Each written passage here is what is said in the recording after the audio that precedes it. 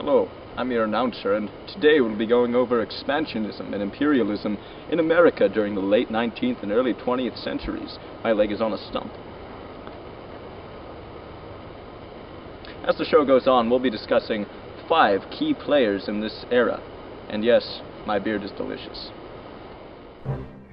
American expansion and imperialism marked the era between the end of the 19th century and the beginning of the 20th century. As America gained industrial power and produced more and more products, its reach began to extend all over the world. Such important areas as China and Hawaii were touched during this time. On today's show, we will talk to people who influenced American expansionism greatly. Through their accounts of how they contributed, you, our dedicated viewer, will learn about the era.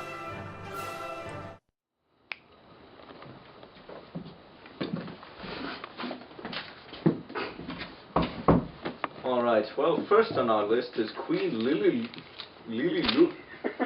Queen Lily Lu Kuani.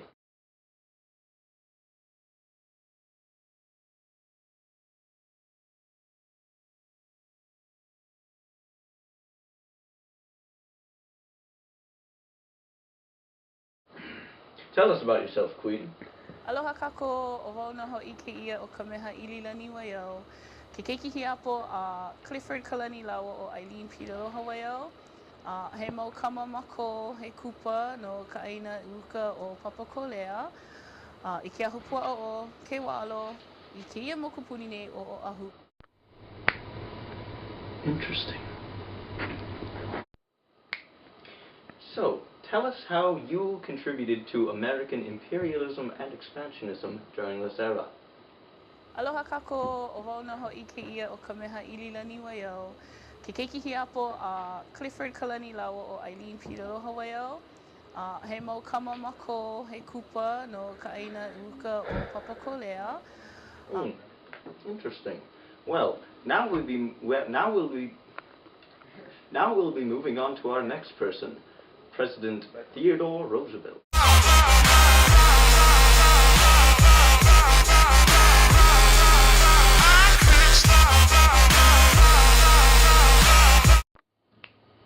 So, Theodore, or Teddy, I suppose, tell us a little bit about yourself. I could swear that you didn't smoke. Aha, yes, you're right. My policy on smoking is quite similar to that of killing bears. I don't. But perhaps you do, Mr. Snuggles. Maybe not. So, tell us a little bit about yourself, Teddy. Well, it all started when I was born. I was just a little baby when I was born. Yes, those were the good days, right, Mr. Snuggles? Yes, those were the good days. Well, my career in politics started when, that fateful day. They chained a bear. Just a little bear. They chained a little bear to a tree, and they put a gun in my hands, and they wanted me to shoot him. I couldn't shoot the bear, but I didn't want to be viewed as weak and effeminate. So, sorry about that. Interesting. So, tell us how you contributed to America during this time of imperialism and expansionism. Well, as my time as a politician, I vehemently supported the war with Spain, for I wanted to be viewed as a strong, meat-eating, hairy man. Yes, and, also, I thought that peace was quite cowardly, and a waste of time, if you might, for, peace is for the weak. So in conclusion, I believe that my aggressive, pro-voluntary war policies in American society have led this country to have its imperialist views that it has had to this day. Interesting.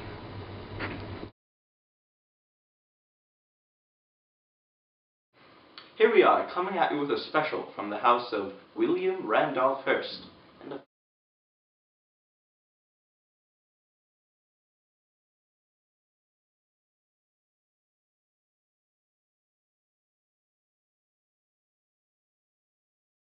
find whom it is. So, tell us, William, how is it that a newspaper giant such as yourself comes to be? Well, you see, I was born in San Francisco to my parents George and Phoebe Hearst on April 29th, 1863. In 1887, I took control of a newspaper which my father had bought in 1880. Within a few years, my newspaper dominated the market. I am a self-proclaimed populist and attached companies that even my father held dear. In 1896, I bought the New York Morning Journal, which initiated my rivalry with John Pulitzer, which I won. Don't let him tell you otherwise. Interesting. So, how is it that you believe that you contributed to imperialism and expansionism in America during this age? Well, you see, my contribution to American expansionism resulted from my imperialist ideas that I represented everywhere through the massive amount of newspapers I owned. I am often credited with steering the public towards the war with Spain. Through this, I was able to contribute to the expansionism. Interesting. Interesting. Well, thank you. And now we will be moving on to our next person, John Hay. What a twist! I am John Hay!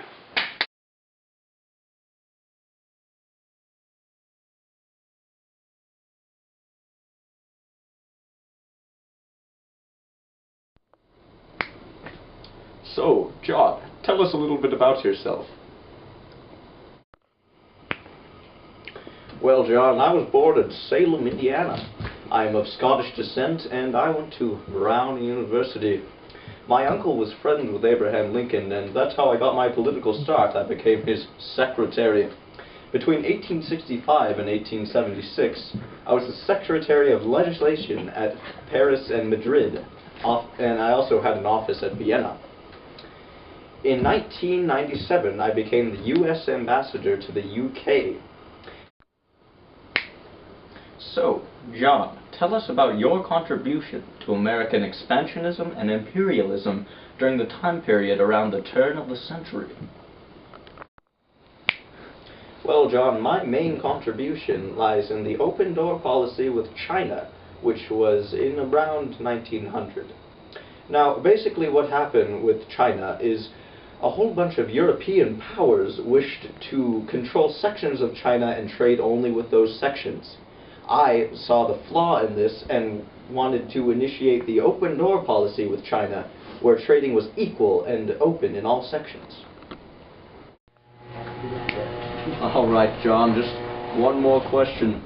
Is it true that you once meditated in the forest for so long that you became one with nature? I don't know, John. I think that's for you to decide. Thank you, John. And now we'll be moving on to our next person, President William McKinley. Tell us about yourself, Mr. President.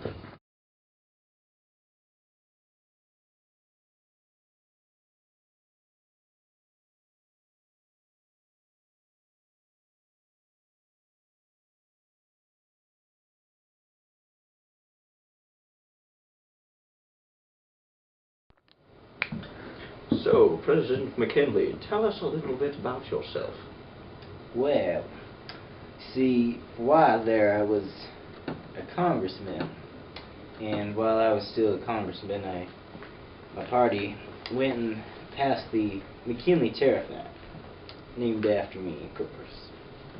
It rose the protective tariff on manufactured goods to astronomical levels of about 48%. So, tell us a little bit about how you contributed to American expansionism and imperialism during this time period. Well, I have to say by far my most major contribution was through the Spanish-American War. Our fair United States gained 3 new territories of Cuba, Philippines, and Puerto Rico. Interesting. Marvelous, marvelous. Too slow. Well, that concludes our section on American expansionism and imperialism during the end of the 19th century and the beginning of the 20th century. Join us next time. I'm John Hay. I guess we could just end or something.